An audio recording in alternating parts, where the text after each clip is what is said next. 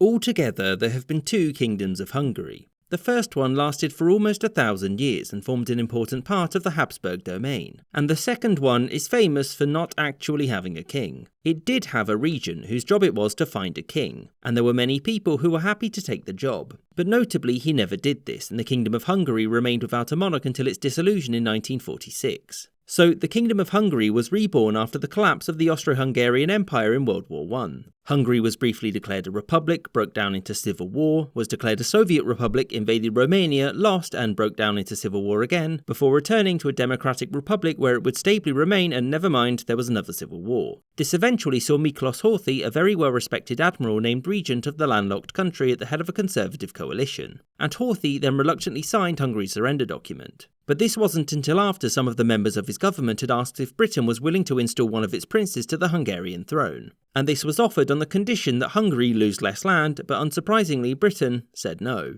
So, as regent, it was Horthy's job to make himself redundant by replacing himself with a king. This seemed like a pretty easy job at the time, since the last king of Hungary, Charles Habsburg, was still active and living in Switzerland. But not for long though, since he soon snuck into Hungary to relieve Horthy of his job. Horthy refused though, because France and the little entente surrounding Hungary had made it clear that a Habsburg on the throne meant war. Charles bided his time, and later in 1920 he returned to Budapest with an army of volunteers. He had promised this army that his return would be greeted with cheers, but when it was greeted with bullets, his army mostly gave up and he was forced to leave the country forevermore. With the last Habsburg claimant gone, that meant that Horthy needed to pick another king. So Horthy's initial plan was to wait for Hungary in the international landscape to stabilise before choosing a new monarch. But as you'll know, no king was ever chosen, so why not? Well, there were several candidates that held some support for taking the throne. The first and most prominent was King Ferdinand of Romania. The reason that Ferdinand had some support was that Romania now controlled Transylvania, which was majority Hungarian, and there was a belief that having Ferdinand be king of both would protect the rights of Hungarians in Romania, and it also likely meant that Hungary could shake off some of the worst terms of its surrender. The answer was an obvious no.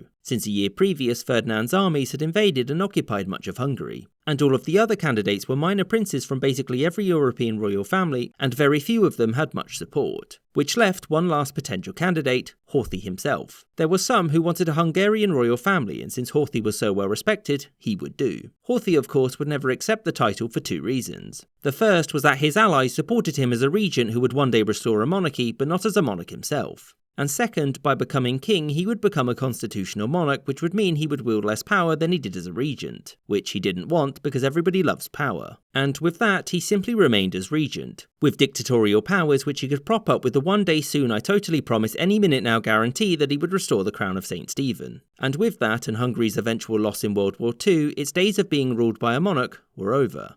I hope you enjoyed this episode, and a special thanks to my patrons, James Bisonet, Kelly Moneymaker, Sky Chappelle, Corsha Wolf, Jerry Lambdin, Jordan Longley, Adam Stalter, Marcus Arsner, YN Hockey, Spencer Lightfoot, Rod D. Martin, Words About Books Podcast, Captain Sidog, Gustav Swan, Marvin Cassow, Kamoon Yoon, Winston Kaywood, Boogly Woogly, Daniel Tabian, Miss Izette, Matthew Shipley, Aaron the White, Corey Turner, The McWhopper, Alex Schwinn, Anthony Beckett, Copper Tone, Maggie Patskowski, Shuenin, Spinning 3 Plates, and Charles the First.